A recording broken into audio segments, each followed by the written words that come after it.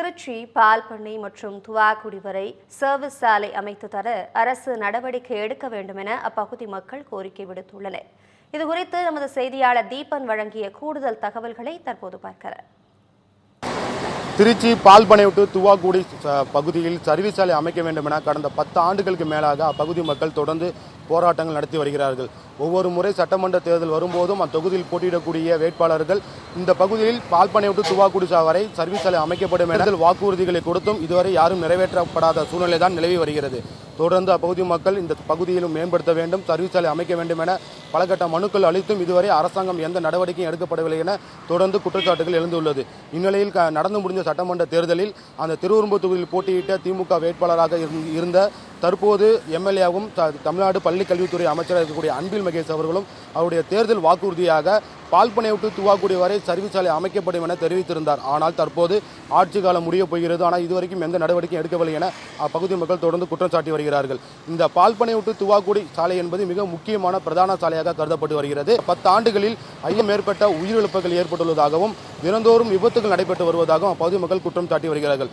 அது மட்டுமல்லாமல் அந்த சாலையில் முழுமையாக தரமற்ற சாலைகள் போடப்பட்டுள்ளதாகவும் பயணிகள் பேருந்தில் ஏறுவதற்காக நிற்கக்கூடிய நிழல் குடைகள் எங்கும் இல்லை எனவும் சிக்னல்கள் சரியாக அமைக்கவில்லை எனவும் தொடர்ந்து அப்போது பகுதி மக்கள் குற்றம் சாட்டி வருகிறார்கள். இந்த விபத்துகளை தடுப்பதற்கு உரிய நடவடிக்கை எடுக்க வேண்டும் என பல கட்ட போராட்டங்கள் நடத்தியும் இதுவரை எந்தவிதமான நடவடிக்கையும் எடுக்கவில்லை என பகுதி மக்கள் தொடர்ந்து தெரிவிக்கிறார்கள். இந்த நிலையில் சென்னை உயர்நீதிமன்ற மதுரை கிளையில் அந்த பகுதி மக்கள் சார்பாக வழக்கு தொடரப்பட்டது. அதில் நீதிமன்றம் சர்வீஸ் சாலை அமைப்பதற்கான நடவடிக்கையை உடனடியாக மேற்கொள்ள வேண்டும் என தீர்ப்பளித்தும் இதுவரை மாநில அரசு அதற்கான நடவடிக்கை எடுக்கவில்லை என அப்பகுதி மக்கள் குற்றம் சாட்டி கடந்த 3 நாட்களாக தொடர்ந்து போராட்டத்தில் ஈடுபட்டு வருகிறார்கள்.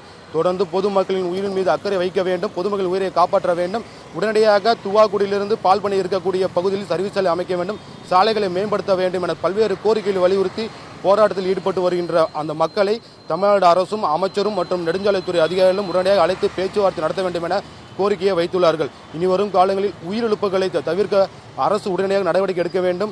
ஏற்கனவே நீதிமன்றம் வழங்கப்பட்ட உத்தரவை மீறி தமிழ்நாடு அரசு அந்த சாலைகளை அகலப்படுத்துவதற்கான 48 மீட்டர் அளவு நிலங்களை குறைத்து மதிப்பிட்டுள்ளது. ஆகையால் முற்றிலும் இந்த போக்கை மாநில அரசு கைவிட்டு முறையாக நீதிமன்றம் உத்தரவு அடிப்படையில் அந்த சர்வீஸ் சாலை அமைக்க வேண்டும் என அப்போது மக்கள் கோரிக்கை வைத்துள்ளனர்.